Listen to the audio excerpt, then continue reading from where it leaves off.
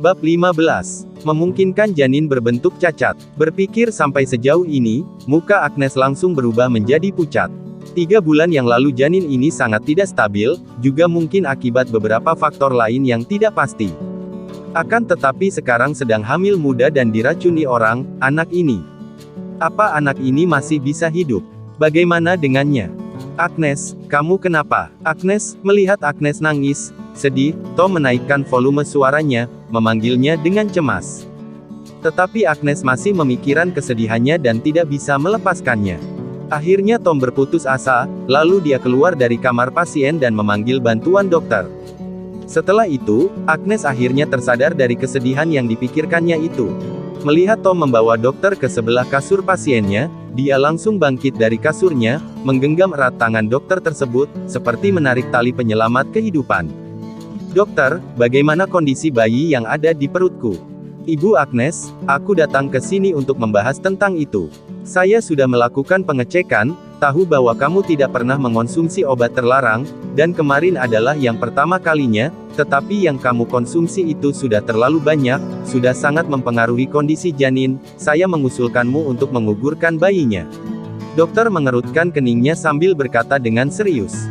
Kata-kata dokter itu sangat menyakitkan seperti pisau yang menusuk ke dalam hatinya. Dia pun melepaskan tangan dokternya, dan mukanya langsung berubah menjadi pucat seperti kertas putih, tanpa disadari badannya pun mulai bergetar. Apa benar, apakah harus seperti ini? Agnes kesulitan membuka mulutnya, dia masih belum sempat merasakan kebahagiaan dari ibunya, dan sekarang harus digugurkan, mengapa Tuhan begitu kejam dengannya? Memikirkan hal tersebut, Agnes menangis. Benar, kalau memang ingin melanjutkannya, kemungkinan cacat pada janin 90%, mungkin dia akan tidak bisa bergerak seumur hidupnya, dan juga masih harus melahirkan fisik yang berbeda dengan orang lain. Lebih baik mengakhirnya, daripada membiarkannya menderita seumur hidupnya. Aku sudah mengerti, dokter, jadwalkan operasiku. Agnes meremas tangannya sendiri lalu membiarkan kuku tangannya menusuk ke dalam dagingnya, akan tetapi dia masih tidak mengerutkan keningnya. Joey, dia pasti bisa membuat dirinya sendiri untuk kesusahan dalam kematian. Dengan cepat, Agnes dimasukkan ke dalam ruangan operasi. Dia membuka lebar kedua pahanya di atas meja operasi, anestesi itu pun dimasukkan ke dalam tubuhnya. Dia tiba-tiba menjadi kebingungan. Pada saat menutup mata di detik terakhir, Agnes bisa dengan sangat jelas merasakan tetesan air matanya, dan akhirnya mengalir ke rambut lalu menghilang dan hilang. Kali ini, setelah dia tersadar, Agnes sudah dibawa ke ruang pasien.